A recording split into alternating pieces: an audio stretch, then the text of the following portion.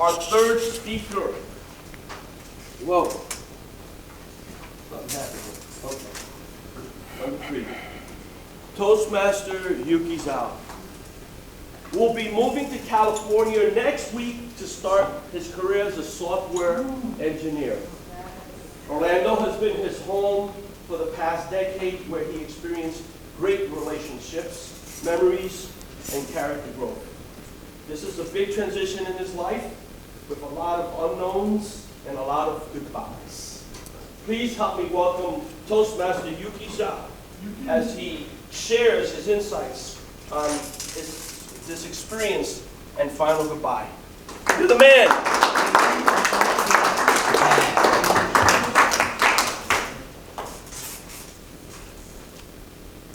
Good morning, everyone. Good morning. As I reflect on my time here in Orlando, I want to start off by giving you guys a glimpse into what my mentality was like for the majority of my life, and how that mentality brought me here to join this club.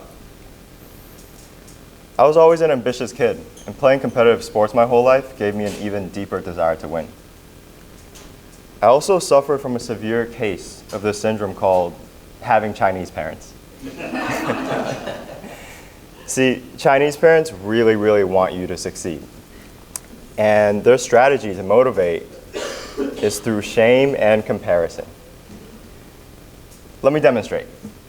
When I first got into UCF, I told my mom about it, and this was her reaction. Yo, yo, yo, yo, yo. Did I tell you about my friend? She sent all 3 of her kids to Harvard. UCF, not even ranked in top 100. Boy, did that work. Reflecting on my past few years in Orlando, I've accomplished everything I had set out for. So I came into Toastmasters with that same mindset, to learn, get better, and win some of those darn trophies. But as I reflected more on my time, there's this odd feeling of yearning. So I dug deeper. For the past month, I had to say a lot of goodbyes to close friends, families, and now you guys. These goodbyes have been super beneficial for me in offering a new perspective and an opportunity to reflect. Well, for one, it made me realize how much I hate goodbyes. And although I know I'll come back to Orlando frequently, these final goodbyes with people really put into perspective that with every farewell, you're unsure when or if you're ever going to see them again. Like, at the end of these meetings, we always say, hey, Carson, see you next week. Morris, see you at Spats, right? But there's still uncertainty. God forbid something happens and you never see them again. Or if schedules get full and conflict, you may not see them for a very long time. Many overlook these as insignificant moments, but really cherish your goodbyes and hellos, because we've all got a limited amount of them. The next thing I registered is that we've also got a finite amount of time, moments with each other. And that's just something you can't conceptualize. You just can't when you're regularly spending time with people. Like in here, every week, I walk through the door and Morris greets me. I'm like, hey, Morris, see you next week, Morris. And this guy just shows up week after week after week because he's Morris. But now that I'm moving, I realize, oh, I'm only going to see these people a couple times a year. That puts the mortality of these moments into perspective. Cherish these moments with each other, because we've also got a finite amount of them. So what's stopping us from fully indulging in these moments together?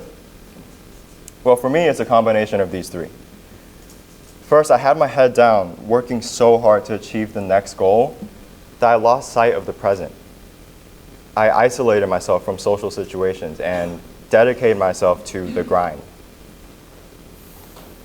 I'm sure you guys can relate. We're all a bunch of high achievers here. Carson Schaefer made a successful career as a businessman. Jordan Kamaker made a successful career as a law professor. And Brandon Moore made his career as a beer snob. Don't tell him I said that. He's not here. The point is, it's easy to squander these opportunities to connect. and bond when you're just so tunnel visioned on the future. I'm not saying you shouldn't be ambitious or have aspirations. I actually argue that being more present with people could further you in achieving your goals. After all, the most important lessons I've learned here at this club is that engaging and funny beats good, and authenticity beats perfect technique. And by the way, that's my technique on beating Jeff today. 2, I allowed the judgment of others to get in the way of these organic and positive interactions. Jeff Roof and I gave a speech a couple weeks ago. You can judge or you can connect, but you can't do both. And he's right. The judgment strips us of that ability to connect and create these meaningful moments. And lastly, the judgment of myself.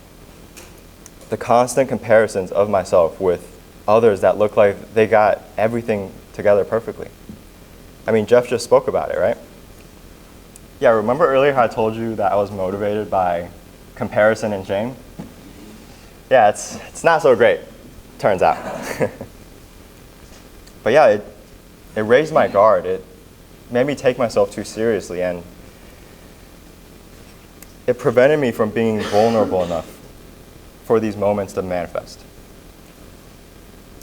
Toastmaster Karen Schwartz a couple weeks ago gave a speech about this subject, and she gave us a nugget of gold at the end of her speech. She said, "I realize I don't need to be perfect to be seen. I don't need to have my life together to deserve friendship." Sensational. Fellow Toastmasters, when it's all said and done, we won't be counting our trophies. We'll be recounting these moments right here. Every day we have an opportunity to engage, connect, and love.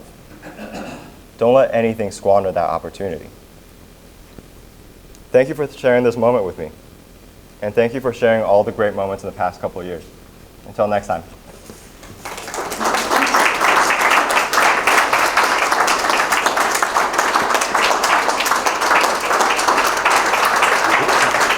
Thanks,